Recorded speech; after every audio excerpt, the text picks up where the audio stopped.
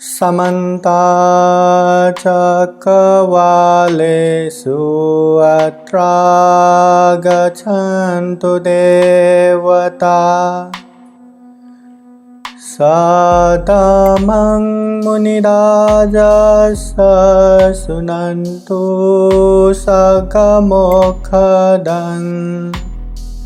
धम्मश्रवणकालो अयं भदन्ता धम्मश्रवणकालो अयं भदन्ता धम्मश्रवणकालो अयं भदन्ता नमो तस्स भगवतो अरहतो सम्मा सम्बुद्दस्स नमो तस्स भगवतो अरहतो सम्मा सम्बुद्दस्स नमो तस्स भगवतो अरहतो सम्मा सम्बुद्दस्स। साधु साधु साधु।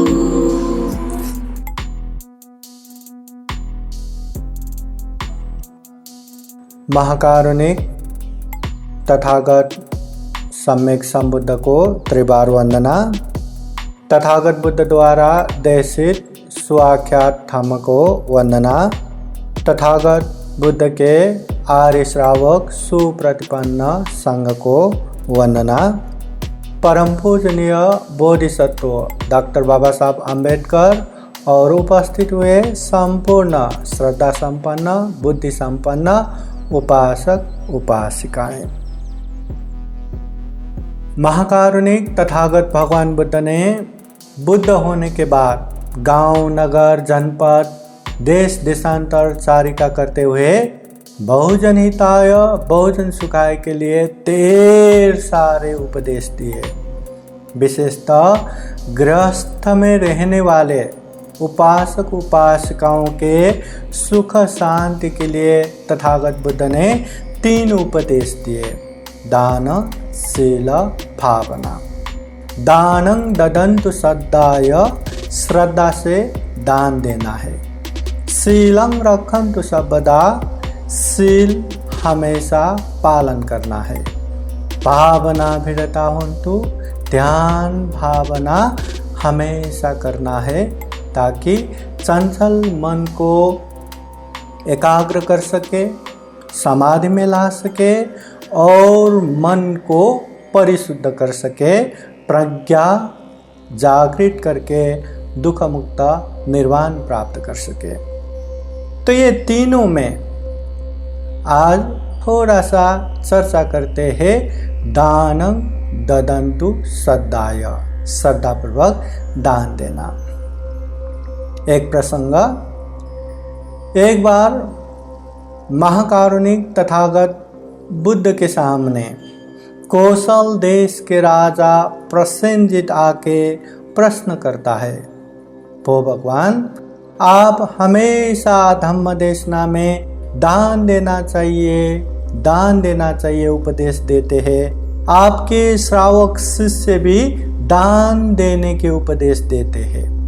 वास्तव में दान कहाँ देना चाहिए? उस समय तथागत बुद्ध कहते हैं, यथ चित्त पसीदति तथ दातवं।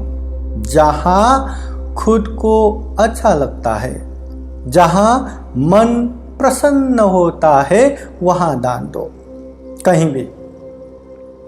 राजा प्रसेनजित फिर पूछता है, हो भगवान कहाँ दान देने से ज्यादा पुण्य मिलेगा?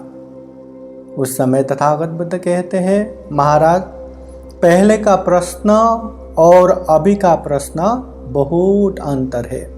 कहाँ दान देना है? जहाँ मन को अच्छा लगे वहाँ दान दो। मगर कहाँ दान देने से ज़्यादा पुण्य मिलता है? जिस तरह एक अन्न का बीज, जैसे धान का हो या गेहूं का हो उसको अच्छे खेतों में लगाएंगे, हवा पानी अनुकूल होगा तो वहाँ ज़्यादा से ज़्यादा अन्न फलता है।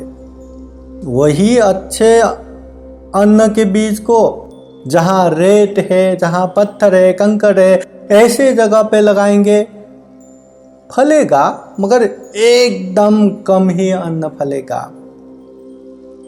वही अच्छे अन्न के बीज को बहते हुए पानी में लगाएंगे तो वो बीज भी बहा के लेके जाएगा, कोई भी वहां नहीं फलेगा। ठीक वैसे ही दान अच्छे लोगों को या अच्छे जगहों को दान देते हैं तो उसका पुण्य ज्यादा से ज्यादा मिलता है। दान तो किसी को भी दे सकते हैं, जो दुष्शील है, दुराचारी है या कैसे भी हो, दान देने का पुण्य तो मिलता है। मगर जो शीलवान है, जो गुणवान है, जो अच्छे धम्म है, अच्छे धम्म में लगने वाले हैं या उसका ज़्यादा से ज़्यादा प्रयोग हो, सदुपयोग हो, ऐसे जगह पे दान दिया तो उसका पुण्य ज़्यादा से ज़्यादा होगा। कहाँ दान देने से ज़्यादा पुण्य मिलेगा?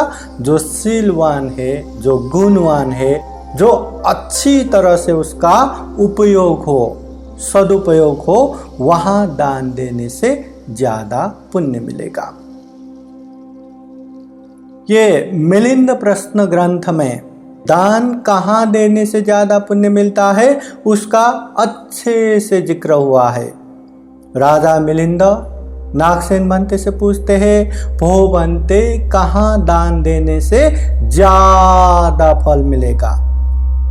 तो वहां पे औरत भिक्षु नागसेन बनते अच्छे से समझाते हैं, दान हम पशु पंछियों को भी देते हैं, हर तरह के पशुओं को, हर तरह के पंछियों को दान देते हैं, उसका पुण्य भी मिलता है, दान का फल मिलता है। पर सैकड़ों पशु पंछियों को दान देने से भी जो बुरे से बुरे एक इंसान को दान देना उसका पुण्य ज्यादा होता है, क्योंकि इंसान चेतनशील प्राणी है। पशु पंछियां कहीं भी कुछ भी खा सकता है जो इंसान नहीं खा सकता। चेतनशील प्राणी ये इंसान को दान दिया तो उसका पुण्य ज्यादा मिलता है। फिर कहते हैं, सैकड़ों बुरे से बुरे इंसानों को दान देने से भी अच्छे बनने के प्रयास कर रहे एक इंसान को दान देना उसका पुण्य ज्यादा होता है। सैकड़ों अच्छे बनने के प्रयास कर रहे इंसानों को दान देने से भी जो अच्छे, जो शीलवान हो, गुणवान हो, ध्यानी हो, जो अच्छे इंसान को दान दिया तो उसका पुण्य ज्यादा मिलता है। और ऐसे शीलवान गुणवानों को दान देने से भी जो मार्ग फल में प्रतिष्ठित है, जो दुख मुक्त निर्वाण के तह में पहुंचे हैं, जैसे श्रोतापति फल, सकीडागामी फल, अनागामी फल, अरहत फल, ऐसे मार्ग फल में प्रतिष्ठित हुए व्यक्ति को दान देना उसका पुण्य ज्यादा होता है। और ऐसे लोगों से भी जो प्रत्येक बुद्ध है उसको दान देना बहुत ज्यादा पुण्य मिलता है। और उससे भी ज्यादा सम्यक संबुद्ध को दान देने का फल तो इतना उतना ही नहीं, बहुत बहुत बहुत ज्यादा रहता है। तथागत बुद्ध के समय में तथागत बुद्ध को थोड़ा थोड़ा दान दे के भी अपना जीवन अच्छा बनाने वाला, सुगति पहुंचने वाले ढेर सारे लोग बौद्ध साहित्य में मिलता है। इसलिए दान कहाँ देना है? कहीं भी दान दे दो, यहीं देना है, वहीं देना है, ऐसा कुछ भी नहीं है। आपको अच्छा लगता है मांगने वाले को दो, आपको अच्छा लगता है कोई भी संघ संस्थाओं को दो, आपको अच्छा लगता है भूखे लोगों को खिलाओ, कुछ भी करो, पर दान कहाँ देने से ज्यादा पुण्य मिलता है? अच्छे जगह पे अच्छे लोगों को दान देने से ज्यादा मिलता है। ये बुद्धवाणी है। तथागत बुद्ध के समय में शुभ मानवक तथागत बुद्ध के पास आके प्रश्न करता है कि इंसान होके भी एक समान क्यों नहीं है, इसका कारण क्या है। तथागत बुद्ध ने उस समय कम्म सिद्धांत के विषय में अच्छे से बताए हैं कि सब्बे सत्ता कम्म सका, ये जो भी हो रहा है, जितना भी हो रहा है, कम्म की वजह से है। तो ये शुभ मानव का पिता तोदय ब्राह्मण, उसका एक प्रसंग है कि तोदय ब्राह्मण तथागत बुद्ध जो श्रावस्ती नगर में विहार में रहते उसके ज्यादा दूर भी नहीं है, और जो नगर में रहते तथागत बुद्ध प्रमुख, तथागत बुद्ध के आर्य श्रावक हमेशा भिक्षाटन आते जाते रहते। पर ये तोदय ब्राह्मण ने जीवन में कभी भी कहीं भी किसी को भी दान ही नहीं दिया। वो दान देने के खिलाफ में थे। वो लोगों को उल्टा उपदेश देते थे कि दान जीवन में कभी देना ही नहीं चाहिए। जैसे भरा हुआ घड़ा, उसमें सीए जितना भी थोड़ा सा छेद करेंगे तो वो धीरे धीरे सब निकल जाएगा, वो घड़ा खाली हो जाएगा। ऐसे ही दान देने से खत्म हो जाएगा, बढ़ता नहीं। इसलिए जितना हो सके दान संपत्ति संग्रह करना चाहिए, कलेक्शन करना चाहिए, दान बिल्कुल नहीं देना चाहिए। तो जिंदगी में कभी दान दिया ही नहीं, किसी गरीब को भी नहीं दिया, किसी दुखी को भी नहीं दिया, किसी को भी दान नहीं दिया। और उनके पास संपत्ति इतना है, करोड़ उन जमाने में इतने धन संपत्ति होने के बावजूद भी तोदय ब्राह्मण ने कभी दान ही नहीं दिया। जब वो गुजर गए, उसका मृत्यु हो गया, उसके पुत्र शुभ मानवक सेठ बन के रह गए। और एक दिन उस शुभ मानवक के घर में व उसी के आजू बाजू तथागत बुद्ध भिक्षाटन के लिए आए थे। तो शुभ मानव का बहुत ही प्रिय एक छोटा सा कुत्ता था। तो तथागत बुद्ध को देख के बहुत ही भूखने लगा। तो ये देख के तथागत बुद्ध उस कुत्ते को बोलते हैं, हे तोदय, जब तक तुम जीवित थे तभी भी मुझे सहा नहीं, और मरने के बावजूद भी इतने द्वेष उत्पन्न कर रहे।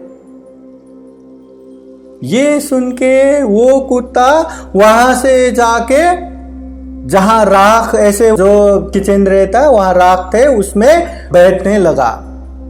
तो तथागत बुद्ध जाने के बाद जब सेठ शुभ मानवक आया, शुभ मानवक अपने प्रिय वो कुत्ते को ढूंढता है तो कहीं नहीं मिलता, बाद में देखता है तो इतने गंदगी में ऐसे लोटपोट होके बैठा था। तो इसका कारण क्या है? तो कोई एक नौकर ने बताया कि बुद्ध आए थे, तो बुद्ध ने ये कुत्ते को आपके पिता का नाम लेके कुछ बोले थे, तभी से ये ऐसे गंदगी में बैठ रहे।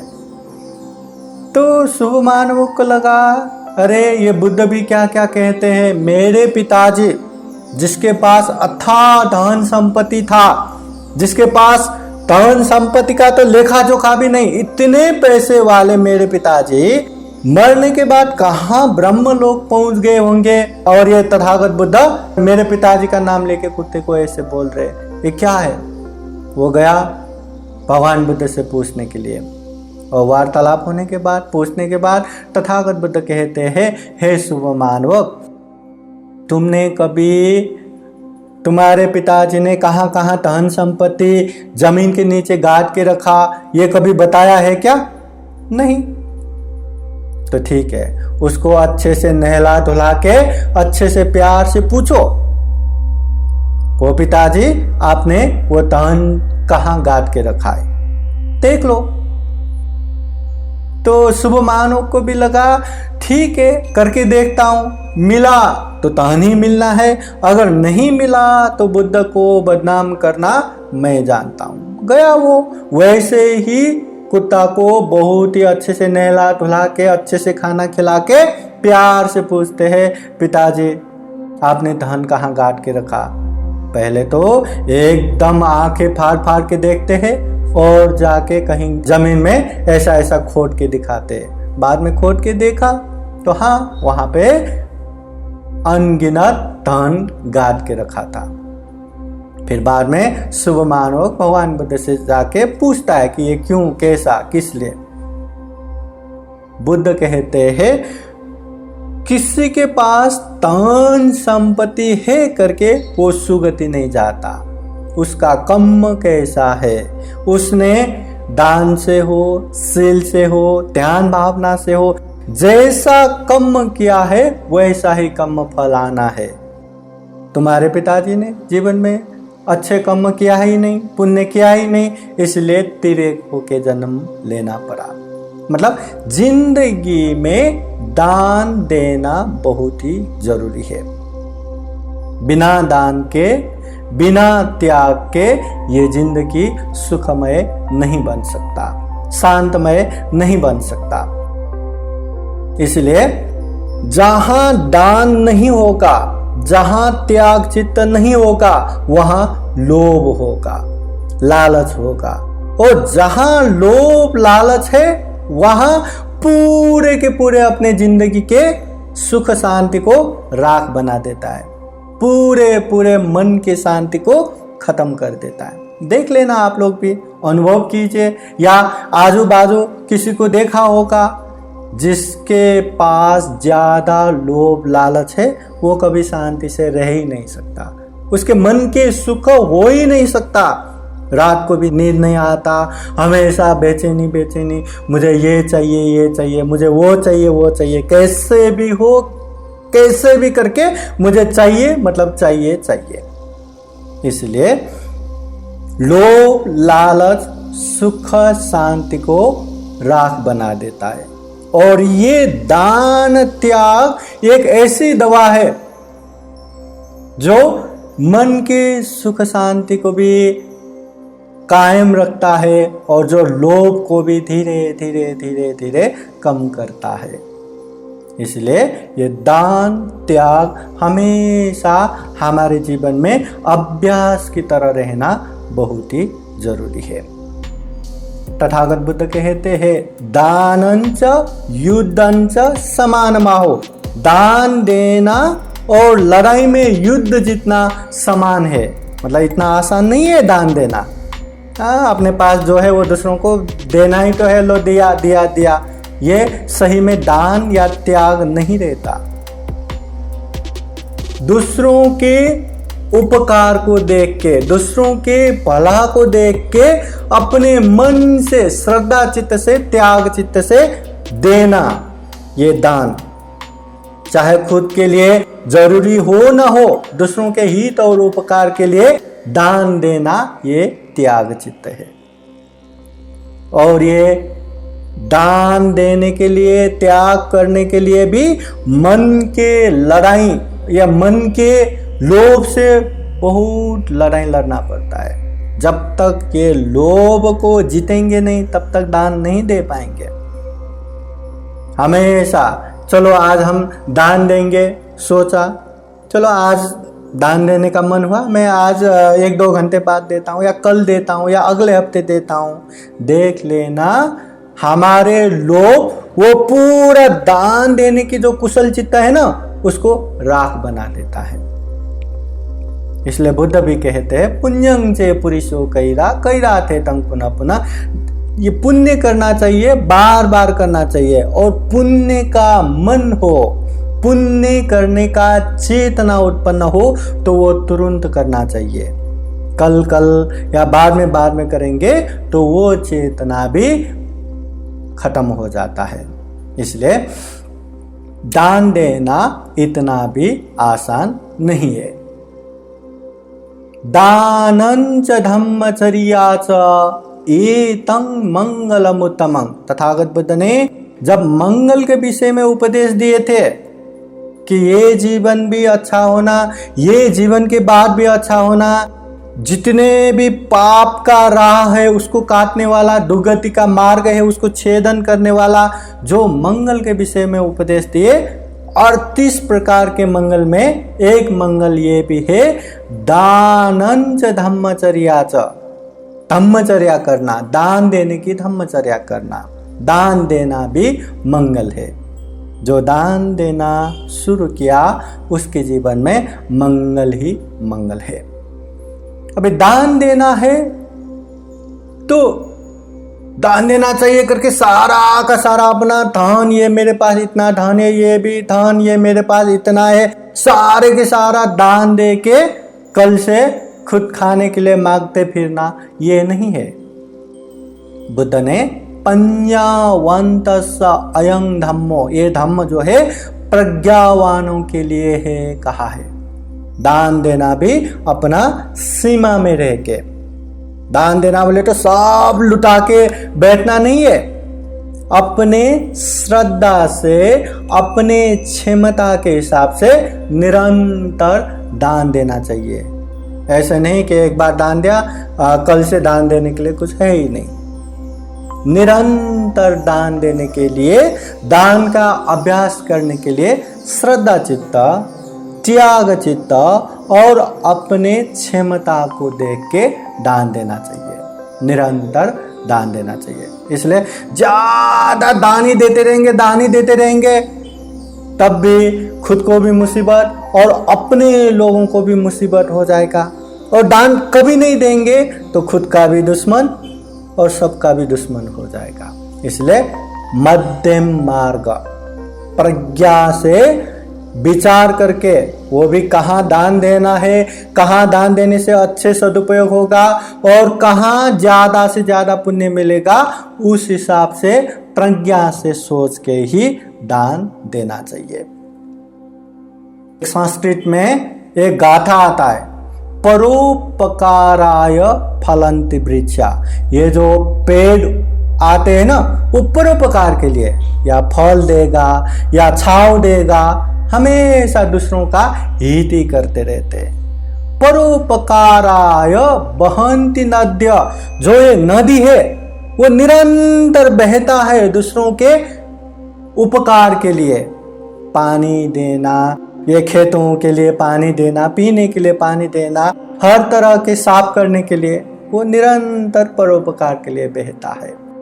परोपकाराय दहन्ति गाओ, ये जो गाय है, गाय भी निरंतर जो दूध देते हैं वो भी परोपकार के लिए। ऐसे ही परोपकारार्थमिदं शरीरं, ये मेरा शरीर भी, ये मेरा जीवन भी परोपकार के लिए करके संकल्प करना चाहिए। मतलब दूसरों के हित और उपकार क्या कर सकते हैं, जितना हम दूसरों के हित उपकार करेंगे उतना हम पुण्य करेंगे, उतना कुशल कर्म हो जाएगा।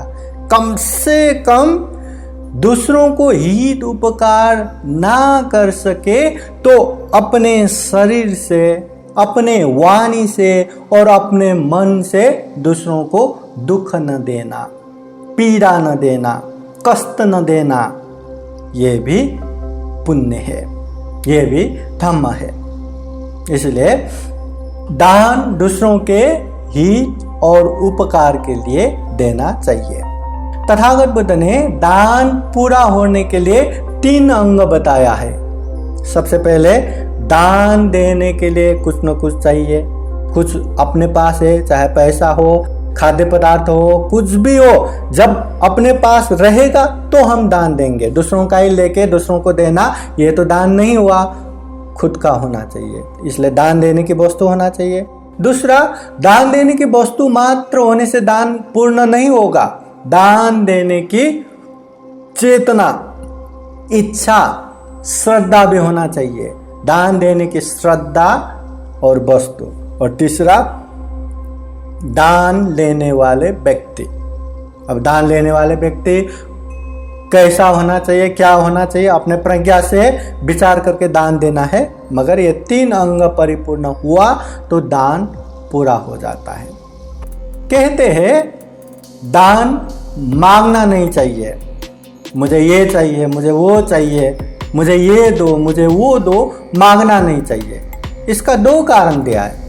एक, मांगने से जिसने मांगा उसको मिला नहीं तो उसको मन से दुख होता है, और दुख हुआ तो अकुशल चित्त उत्पन्न होता है एक। और दूसरा, जिससे मांग रहे हैं अगर वो दे न पाया या उसका देने का क्षमता न हुआ या उस समय उसके पास कुछ भी ना रहा तो वो दे नहीं पाएंगे, और दे न पाने से उसको भी मन से दुख होगा। ये 2 कारण की वजह से ये कोई भी मांगना नहीं चाहिए, ऐसा कहते हैं।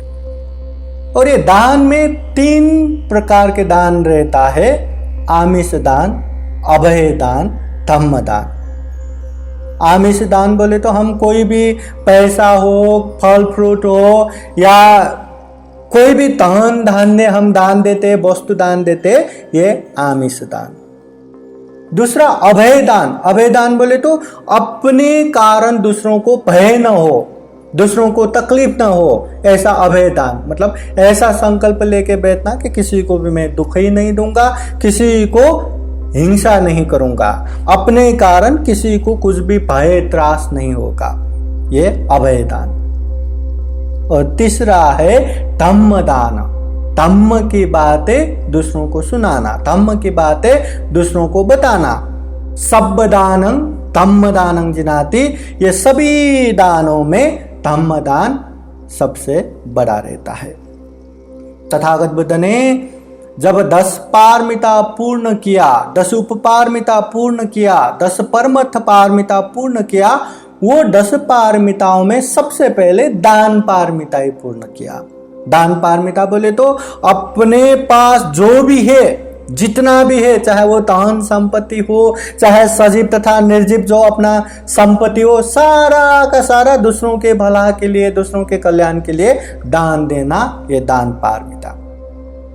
फिर दान उपपारमिता, शरीर का अंग प्रत्यंग निकाल के भी, किसी को आंख चाहिए तो आंख दान, या किडनी चाहिए तो किडनी दान, या खून चाहिए तो खून दान, ऐसा शरीर का अंग प्रत्यंग दूसरों के हित उपकार के लिए दान देना, ये दान उपपारमिता। और दूसरों के हित उपकार के लिए खुद मर के भी जो दान देते हैं, खुद का जान प्राण अर्पण करके भी जो दान देते हैं, ये दान परमर्थ पारमिता। तथागत बुद्ध ने ये सारा का सारा पूर्ण करने के बाद ही लोगों को उपदेश दिया कि दान दो। दान देने से जीवन में सुख होगा, शांति होगा, मंगल होगा। दान दो, त्याग करो। ये दान त्याग से मन में जो लोभ उत्पन्न होता है, लालच उत्पन्न होता है, जिससे सारा का सारा क्लेश निर्माण होता है, ऐसे लोभ को दमन कर सकते हैं, धीरे धीरे हटा सकते हैं। तथागत बुद्ध ने ऐसे ही दान के विषय में उपदेश नहीं दिए थे। दान देने से जीवन में सुख मिलता है। दानं सग्गस सोपानं, सुगति जाने का राह बोलते हैं दान। दानं सुगतिं यन्ति, दान से सुगति की तरफ लेके जाता है। मतलब ये जीवन खूब सुख शांतमय बना सकता है, और ये जीवन के बाद भी जीवन आराम बना सकता है, सुखमय बना सकता है। इसलिए जीवन में दान देना चाहिए, त्याग करना चाहिए, ये बुद्ध का उपदेश है। दान कहाँ देना है? कहीं भी जहाँ प्रसन्न हो, अच्छा लगे, वहाँ दान देना है। कहाँ दान देने से ज़्यादा पुण्य मिलता है? जहाँ शीलवान हो, गुणवान हो, या मार्ग फल में प्रतिष्ठित व्यक्ति मिले, या जहाँ ज़्यादा से ज़्यादा सदुपयोग हो, उपयोग हो, ऐसी जगह पे दान दिया तो ज़्यादा पुण्य मिलता है। ये दान, ये त्याग सारे धम्म गुण का आधार बताया गया है। ये दान देंगे, त्याग करेंगे तो पशु पंछियों को भी पसंद आता है, इंसानों को तो पसंद आना ही है। इसलिए श्रद्धा और क्षमता देख के निरंतर दान देना चाहिए। जिसके पास है के हिसाब से, जिसके पास नहीं है के हिसाब से, और जिसके पास दान देने के लिए कुछ भी नहीं है, बस खाने से एक निवाला निकाल के भी हम कीट पतंगों को दान दे सकते हैं। दान निरंतर देते जाना चाहिए। इससे जीवन में सुख मिलेगा, शांति मिलेगा, आनंद मिलेगा, लोभ लालच को भी खत्म कर पाएंगे या निर्मूल कर पाएंगे।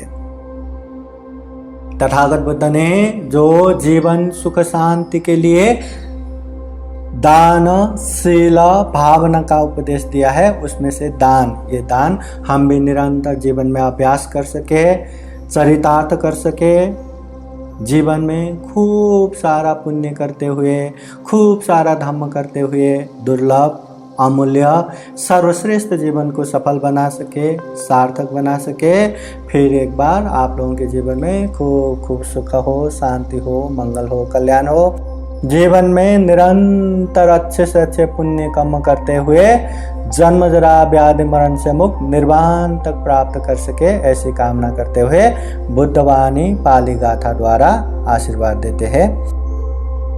सबीतियो विभजन्तु सब रोगो विनाशतो माते भवतु अंतरायो सुखी दीर्घायुको भव भवतु सब मंगलं रक्षन्तु सब देवता सब बुद्धानुभावेन सदा सोते भवन्तु ते भवतु सब मंगलं रक्षन्तु सब देवता सब धम्मानुभावेन सदा सोते भवन्तु ते भवतु सब मंगलं रक्षन्तु सब देवता सब संगानुभावेन सदा सोते भवन्तु ते एचितं पाचितं तुय्यं क्षिप्रमेव समीधतो सबे पूरयन्तु चित्तसङ्कल्पा छन्दोपन्नरसो यथा आयु आरोग्ये सम्पत्ति सग सम्पत्तिमेव च अतो निब्बान सम्पत्ति इमिनाते समीधतो।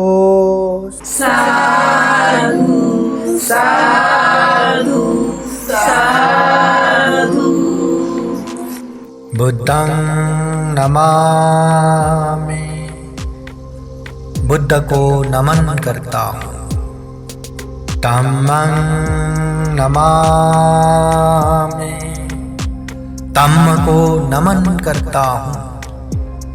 संघं नमामि, संघ को नमन करता हूँ।